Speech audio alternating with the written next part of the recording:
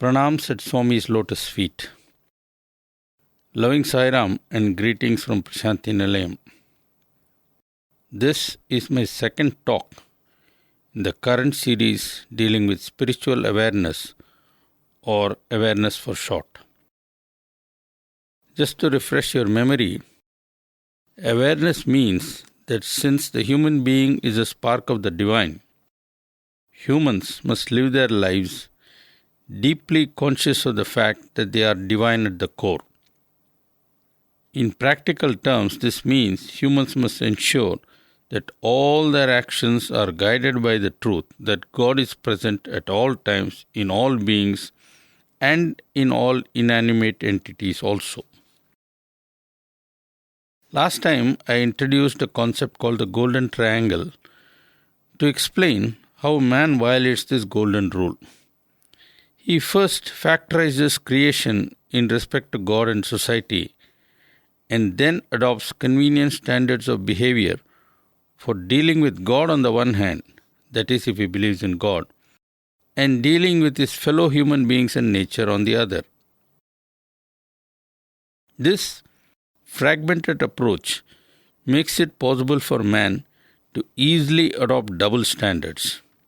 He freely expresses love to God, but when it comes to dealing with his fellow human beings, he often behaves in an abominable manner, totally oblivious to the presence of God in that other person.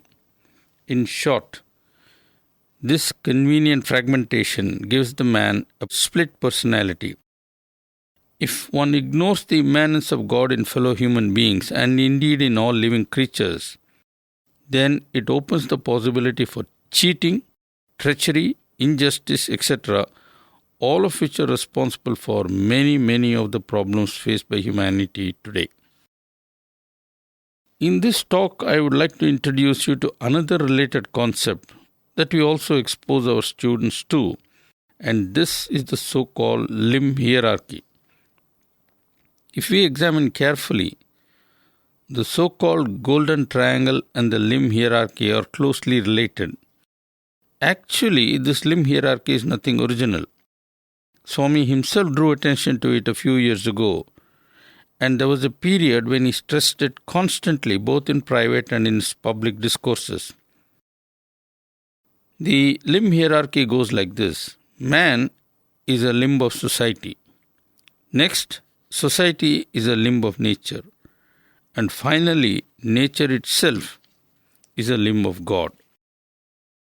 Let me repeat that once more, since this concept is very important. To start with, we have four entities: the individual, then society, after that nature, and finally God. Swami uses the terms Vyashti for individual, Samashti for society, Srishti for creation or nature, and Paramishti for God. So we have Vyashti, Samashti, Srishti, and finally Paramishti, each being a limb of the other. To appreciate the concept, we may consider the following analogy. Let us start with the finger. The finger is a part of the hand. The hand in turn is a part of the forearm. The forearm does not stand by itself because it is a part of the full arm, which is a part of the body as a whole. So we have here a practical example of a hierarchy in relation to the body of man. By the way, Swami himself gives this analogy sometimes. Now, what is Swami's point in mentioning this particular analogy? The reason is the following. Can you ever envisage a situation where the hand would deliberately injure or harm the arm and the body? No normal person, and I repeat normal person, would take a knife in his hand and try to injure himself, would he? In the same way, every human who is true to his or her nature cannot harm society and nature. In the above, I have used two important sets of words. First, there is the phrase, a person who is true to his nature. Then there is the word harm. Now, what do I mean by a person true to his nature? Let us briefly deal with that question. In a recent book, the Nobel Prize winning economist Amartya Sen wrote that each of us has multiple identities.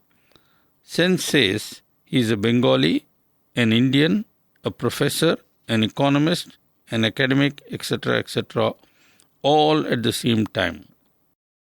He thus has multiple identities and could not be straitjacketed into one category alone. Sen was airing this view to challenge the theory of conflict of civilizations now being intensely discussed in some intellectual quarters in the West. The basic idea is that the current so-called war on terror is really a conflict between Western Christian civilization and Islamic ideology, which, according to the proponents of this theory, was essentially fundamentalist. Sen says that it is too simplistic to argue that one is a Christian and the other is a Muslim and the two have to be opposed to each other. On the other hand, says Sen, each person is the sum of many personalities with different components being evident at different times. Sen's hypothesis has been hotly contested and I shall not go into that. I shall merely say that from our point of view, each one of us does have different identities. And there is one particular identity that Sen ignores, but we shall not ignore that. And in fact, we cannot ignore that. That is the divine component of our total being. At the bodily level, we are the son or daughter of so-and-so. We have to accept this as a fact of life. I mean, try applying for a passport declaring God as your father instead of giving the name of your biological father. Next, there is the emotional personality or identity a person has by virtue of his or her behavioral characteristics. Here, parentage, etc. recede to the background. Instead, the person is described by various terms such as kind, compassionate, helpful, cruel, mean, stingy, miserly, etc. as appropriate. Now, there is one more identity that all of us have but few recognize, and that is our divine identity. At the spiritual level, this is the identity that really matters, and it is to remind us of this very important identity of ours that Swami always begins his divine discourses with the words Divyatma Swarupalara or Prema Swarupalara, meaning respectively embodiments of the divine Atma or embodiments of love. I hope that conveys emphatically the importance of being aware of our divine identity.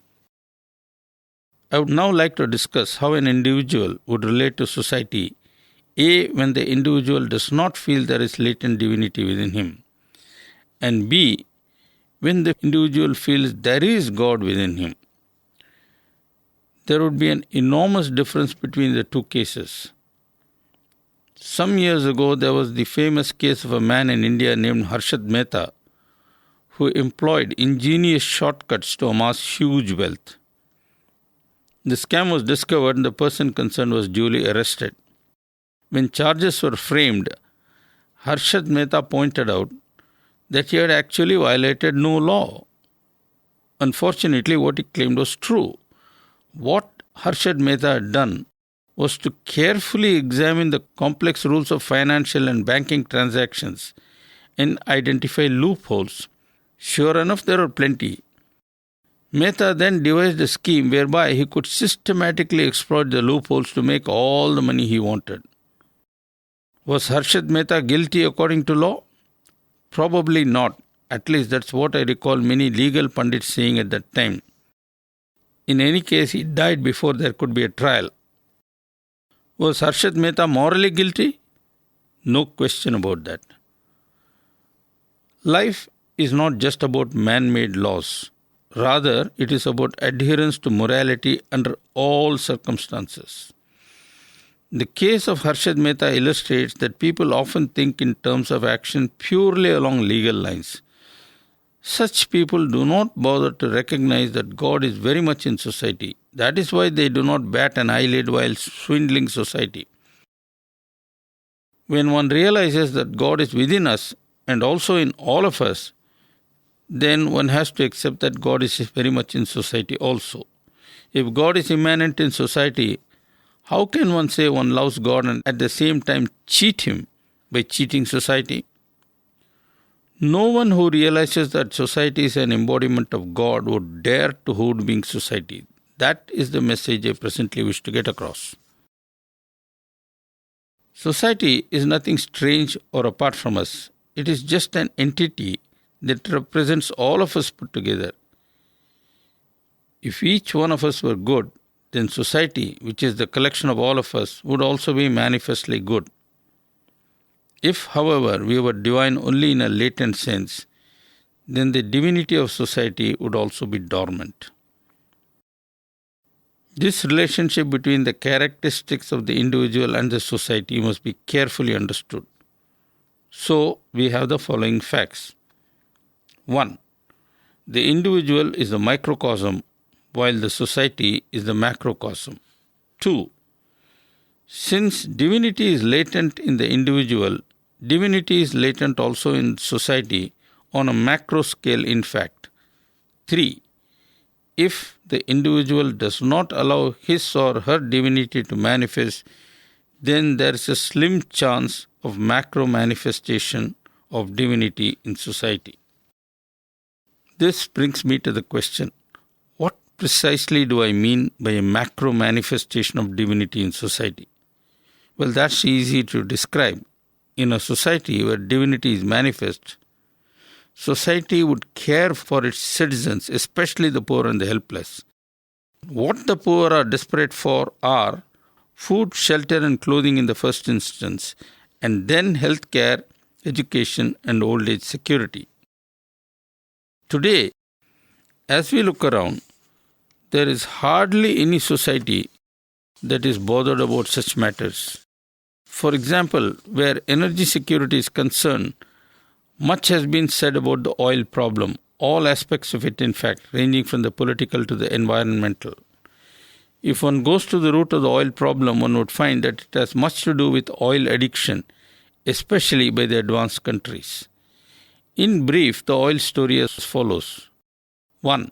Today, we all tend to consume plenty of energy, be it as electricity at home or as fuel for transportation. 2. Even electricity comes mainly from burning oil. 3. With all this fossil fuel burning that goes on non-stop and in increasing amounts, the carbon dioxide burden of the atmosphere is rapidly increasing, alarmingly in fact. 4. Net result, humanity appears to be on the verge of choking to death. In other words, we find that individuals want more and more energy because they want cars, air conditioners and whatnot. Moreover, the number of individuals wanting all this is rapidly increasing. Meanwhile, manufacturers are rushing in to meet the increasing demands for cars, TV sets, etc. To cater to the demand created by the explosive growth in gadgets, more and more electricity is being produced using coal and oil. Governments the world over have done little to give incentives to alternate forms of energy because economists say that one should not subsidize energy production but allow market forces to dominate. And what do we find at the end of it all? We supposedly get low-cost electricity but end up paying a lot for health care. Electricity companies are happy about the profits they have made. Economists are satisfied that market forces are prevailing. But everyone is choking with polluted air. This is the kind of modern Maya we are being sucked into. Why? Because we do not use our discrimination properly and do not think things through carefully. In short, we simply do not bother to appreciate that the individual, society and the environment have a strong interconnection. That is what breaking the golden triangle is all about. Everyone is talking about the increase in energy demands, finding more energy resources and all such matters. But is anyone asking, do we really need all that extra energy? Why do we not instead think in terms of a simpler lifestyle? If we went back to a simpler lifestyle, we would not need all the energy we are currently consuming. People do not want to do that. Even if they want to, Profit-making corporations would brainwash them with attractive advertisements, trapping them into limitless consumerism. And this precisely is where Swami's teachings become hugely important and compellingly relevant. Swami has told us umpteen times about sealing on desires. But what effort do we make to follow that? Take a thing like cell phones. Today, people just do not seem to be able to get along without it. It has become an ugly addiction. I know many listeners would chastise me for being unrealistic, out of step with the times, etc., etc. I am aware of the urgencies of modern times, compulsions of business and all those sorts of things. But are you aware of the brain damage that cell phones cause? I am not referring to the possible damage to the neurons in the brain by the microwaves and all that. I am referring to the manner in which people allow their precious time to be robbed by the cell phone culture. As a result, people do not have enough time for self-development through study, observation of nature, introspection, and so on. That is what I mean by brain damage. Damage caused by preventing the brain from flowering as God intended it to. Instead, the brain is being washed and dragged along the path of increased consumerism by Western interests. I have seen many in the veranda of the mandir here constantly playing with cell phones. Some even have 2 cell phones. I do not simply understand why on earth people just cannot put aside all thoughts of the world outside and think of Swami and his teachings at least when they come for darshan. I can understand a doctor wanting to be close to his cell phone, but the others, once one starts devoting more and more time to the cell phone, one's mindset changes. One becomes more and more of a short-term focused person.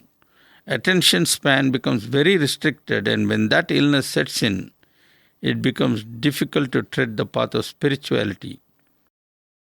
We in the Prashanti Digital Studio are currently in the process of producing a comprehensive documentary, an epic, I would say, depicting the story of Sri Satya Sai Avatar. The project will take us some more time to complete, but occasionally we arrange for preview screenings to select audiences. While by and large most viewers have been moved, many have come to me and said, it would be better if you can shorten the film. Whenever people say this to me, I always wonder, can't these people spare 1 hour for God? They stay awake all night to watch World Cup matches, but spending 1 hour watching a film on Swami seems to be a sort of sacrifice of time. This is the mindset I am worried about, and not cell phone per se. Cell phone culture breeds a culture of short-term priorities. I am not making this up. Some time ago I was talking to a businessman devotee who really cannot be away from his cell phone. In fact, I once jokingly asked him, "Do you take your shower with the cell phone around your neck?" One day when I was talking to this gentleman, he asked me, "So how are you keeping yourself busy?" I then told him about the documentary that we were working on and mischievously added, "But it's a bit long, and I am not too sure if you would have the time to see it." I was completely knocked out when he seriously said, "Yes, I am too busy for that." Tell me honestly, Swami keeps on asking us to pose to ourselves the question, who am I? How can we contemplate on this profound question if you are jumping from moment to moment to different things? It is no use claiming that this is the way modern life is. That is really not true. What is happening is that we are allowing modern life to envelop us and then to swallow us. If we really want, we can prevent that. How? By making a serious effort to place a ceiling on desires. The less desires we have, the more time we can make for God. This is an important spiritual truth we have to digest. So you see, ceiling on desires would lead to less consumerism. Less consumerism would lead to less energy demands. Less energy demands would lead to less burning of fossil fuels. Less burning of fossil fuels would lead to less carbon dioxide in the atmosphere. Less carbon dioxide in the atmosphere would mean we would all have cleaner air to breathe. More of clean air would mean less of respiratory problems.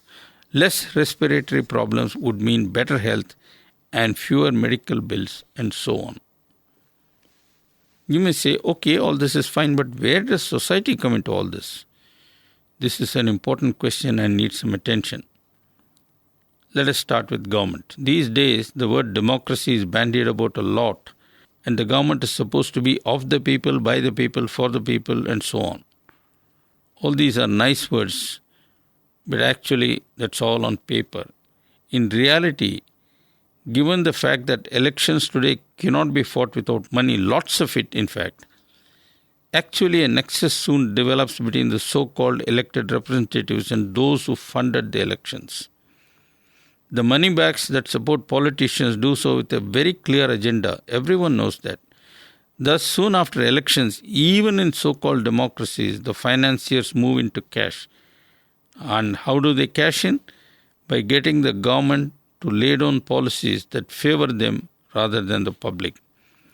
The long and short of it is that government ceases to represent society. Instead, the government works to meet the demands of the lobbyists. This has started happening almost everywhere. As a result, there is a strong disconnect between what is really good for the public and what they actually get. Society can exist and prosper only if there is a social contract between the individual and society based on a moral foundation. And what is this society with which one is supposed to have a contract? It is not merely the government but the entire community, including non-governmental organizations, NGOs. For example, the movie industry must give the public only films that promote goodness in the community. If in the name of portraying realism, films show excessive violence and sleazy material, then the producer and director are taking society for a ride. The director may wax eloquent about freedom of expression, artistic expression, and so on, but actually he wants the public to pay for his freedom without any return of responsibility. Likewise, the producer wants society to multiply his wealth without bothering about the dangerous consequences his film might have, and so on it goes. I hope that there is beyond man-made laws an implicit social contract between the individual and society that involves duties and responsibilities on both sides. This is natural because the individual and society are just two sides of the same coin. In ancient Indian society, this organic link between the micro and the macro was clearly understood. But in recent times, attitudes have changed. To put it differently, there is, whether one likes it or not, a moral law that governs the universe, society, and individuals. And what I am trying to stress is that we had better become aware of this overarching moral law.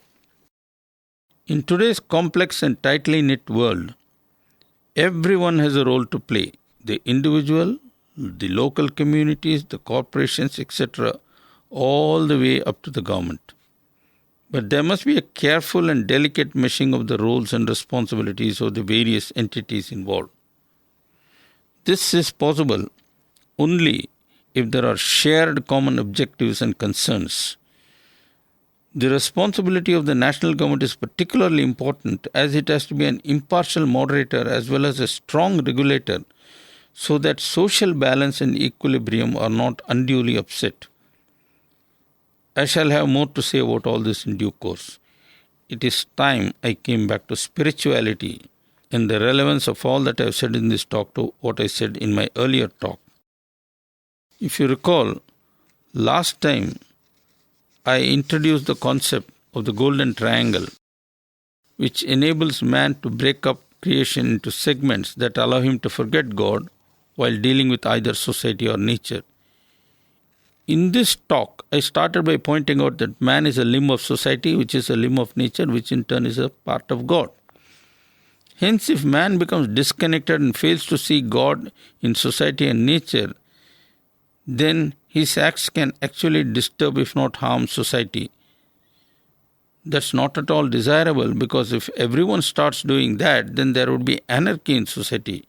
In fact, there would not be any perceptible society, only a loose collection of groups acting against each other, each in its own self-interest. Most tragically, we see many examples of such failed states, which are at best a collection of tribes dominated by feudal chiefs and warlords. Few of us realize how easy it is to be indisciplined and disrupt order and regularity. Here is my favorite example. Just take a look at the situation here in Prashanti Nilayam soon after bhajan is over, say in the morning.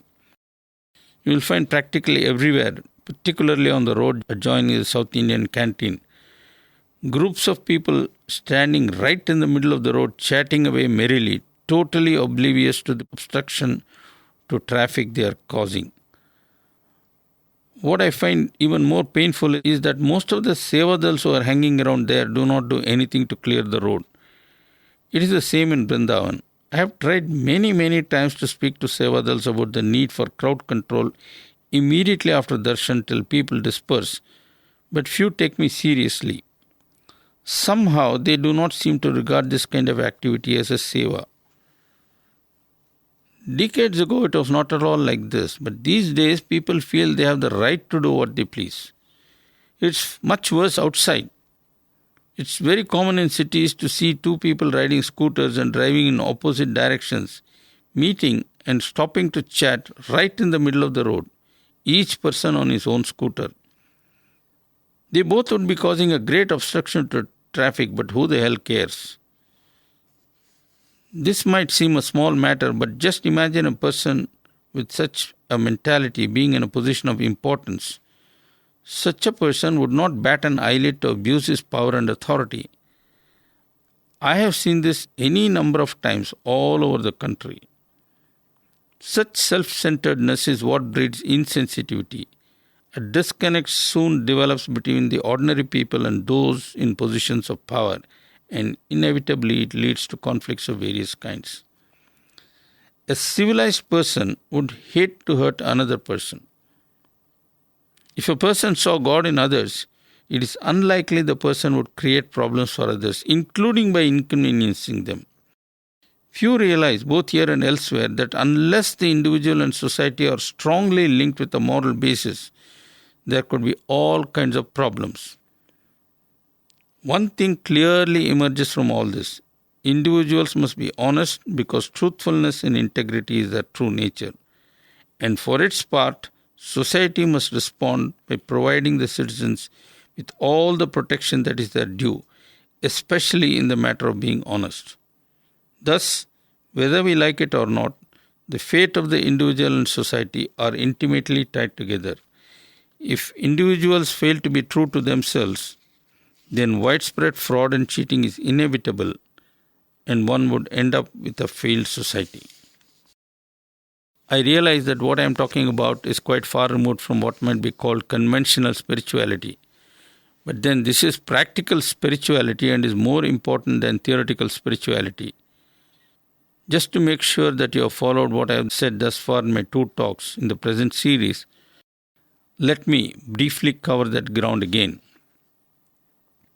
I began by telling you that this series is based on the awareness course we teach our students, but that this series is adapted to a much wider audience and without the rigor that college courses demands. I then told you that Swami defines awareness as total understanding. After that, I explained what exactly total understanding means. In practical terms, it means seeing Swami in everything, everywhere, all the time. The question arises, why is this necessary? The answer is that if we are all the time conscious of Swami's omnipresence, then we would be very careful in our actions.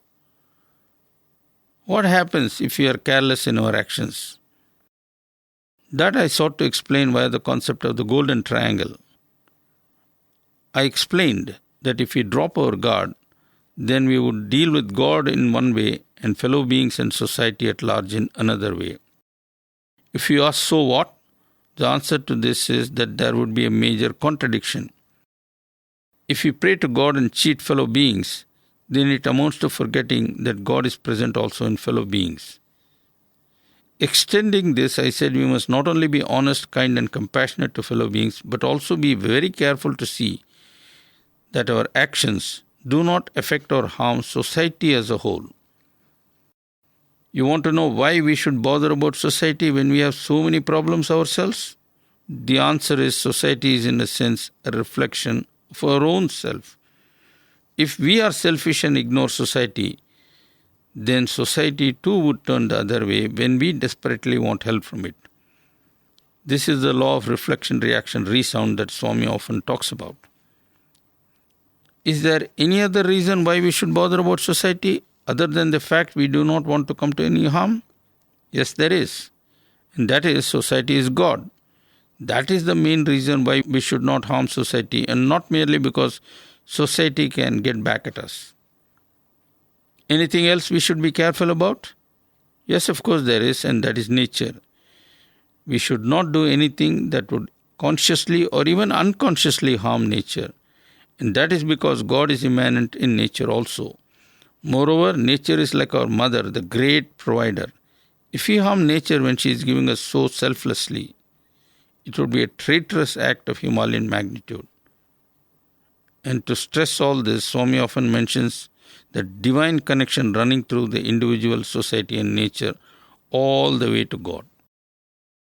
So you see, whether we like it or not, practical spirituality has everything to do with not only the individual, but also the relationship of the individual to society and to nature.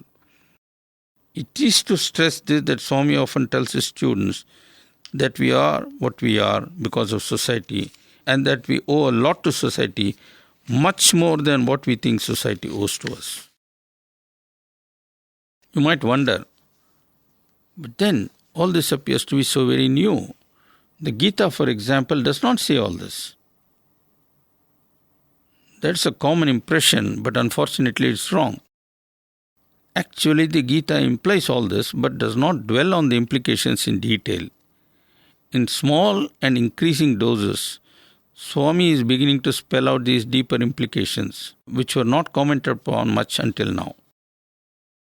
You might ask, why has all this become so important now? What is different now compared to, say, Vedic times? Why did not the Vedic seers talk like this?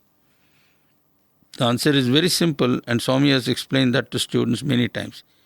You see, in Vedic times, the population of the earth was only about 1,000th of what it is today. Today, about 6.5 billion humans inhabit the same planet. And thanks to technology, humans are not only devouring its renewable resources at a devilish pace, but far worse, are polluting the planet almost to the point of destruction. All this because of the unchecked play of evil forces lurking in the senses and the mind. In Vedic times, sense and mind control was important primarily in the context of individual purity and salvation. But today they have a greater urgency to save humanity and the planet itself. These profound implications are not at all spelt out by any guru I know. Swami alone is cautioning us day in and day out, and we had better pay serious attention to him before it becomes too late. That is what we are trying to say in the present series. I hope I am at least in some measure getting through. In my next talk, I shall have more to say on man and society before moving on to the equally important topic of man and nature. After that, there would be a change of gear. Any comments from your side? As always, you are welcome to respond by emailing us. Thanks for listening, and Jai Sai Ram.